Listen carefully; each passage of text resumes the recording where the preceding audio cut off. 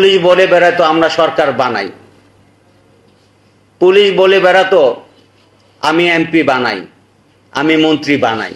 এক সাংবাদিক আছে ক্লাস 8 পাস না, কিন্তু বুদ্ধিজীবী। আমি এটিকে শ্রদ্ধা জানাই এই কারণে, কারণ তার চিন্তা ভাবনা আমার মতো না, তার চিন্তা ভাবনা মুক্ত। আমার চিন্তা ভাবনা কিন্তু আইনের দ্বারা সীমাবদ্ধ, সরকারের বিধিবদ্ধ দ্বারা সীমাবদ্ধ। আমি ইচ্ছা করলেই অনেক কিছু বলতে পারি না, আমি জানি কিন্তু বলতে পারি না, বলতে পারবো না, বলা ঠিক হবে না। অনেক কথা আমি জানলেও আমি বলতে পারবো না, বলা আমার দ্বারা ঠিক হবে না, যতক্ষণ পর্যন্ত আইনের বিধিবদ্ধের মধ্যে আমি আছি। কিন্তু একজন সাংবাদিক তার চোখে যেটি ভালো মনে হয় আর তার চোখে যেটি খারাপ মনে হয়, তার বিবেক সেটি সে উল্লেখ করতে পারে, তার জন্য সে বুদ্ধিজীবী হয়। আমি সেই শ্রদ্ধার জায়গাটুকুতে আপনাদেরকে বসাই, এবং সেই জায়গাটুকুতে আপনারা আছেন। আপনারা বুদ্ধিজীবী, আপনারা মানুষকে যে জিনিসটি দেখে না, যে জিনিসটি মানুষ বলতে পারে না, যে জিনিসটি আমরা বলতে পারি না, আইনের বিধিবদ্ধ দ্বারা আমরা সীমাবদ্ধ থাকি, আপনারা সেটি বলতে পারেন। সেই বলগুলো যেন মানুষের জনকল্যাণে হয়, সমাজের উন্নয়নের জন্য হয়, এবং এটি যেন কারো প্রতি রেষারেষি বা কারো প্রতি মনক্ষুণ্ণ হনে রাগ, একটি কথা আছে রাগ অনুরাগ বা ঈর্ষার কারণ যেন না হয়। আমি শুধু অতটুকু রিকোয়েস্ট করবো আপনাদের কাছে। অনেক সময় আমরা লিখি, যে লেখার মধ্যে আসলে রাগ অনুরাগ এবং ক্রোধ এগুলো চলে আসে। আমি আপনাদেরকে অনুরোধ করব, আপনি সত্য প্রকাশ করবেন, সত্য প্রকাশ করতে এক পা পিছাবেন না, কিন্তু ওই জিনিসগুলো থেকে একটু নিজেকে খেয়াল করবেন। এটির মধ্যে কি আমার কোনো অনুরাগ তৈরি হলো? আমাকে বেশি ভালোবাসেন বলে বেশি কথা বলে ফেললেন আমার সম্পর্কে, না আমাকে খারাপ জানেন বলে আমার সম্পর্কে যা ইচ্ছা তাই বলে দিলেন? এটি যেন না হয়।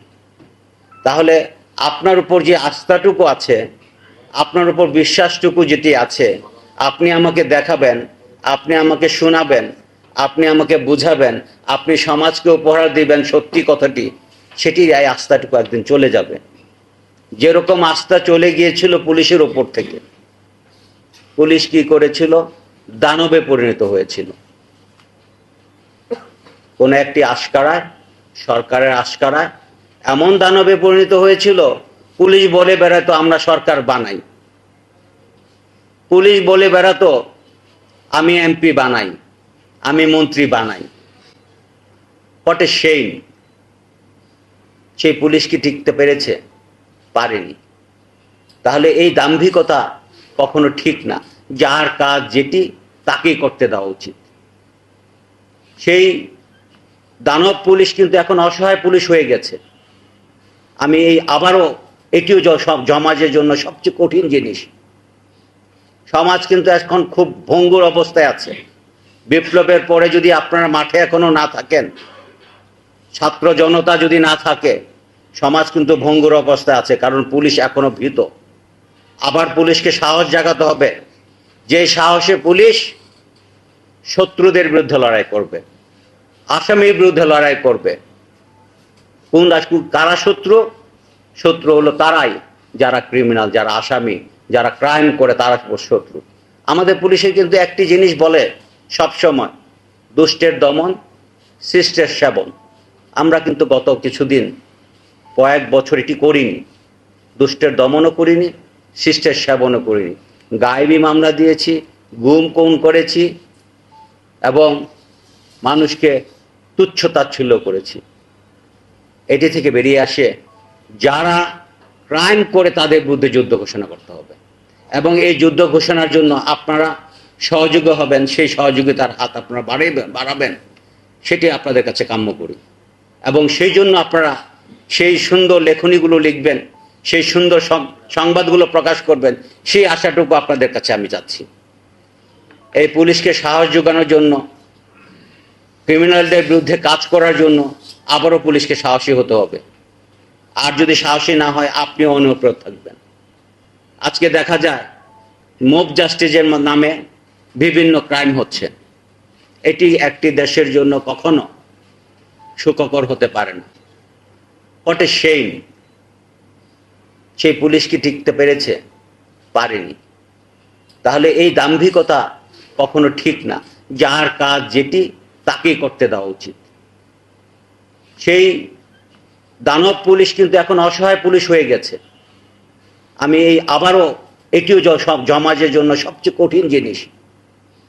সমাজ কিন্তু এখন খুব ভঙ্গুর অবস্থায় আছে।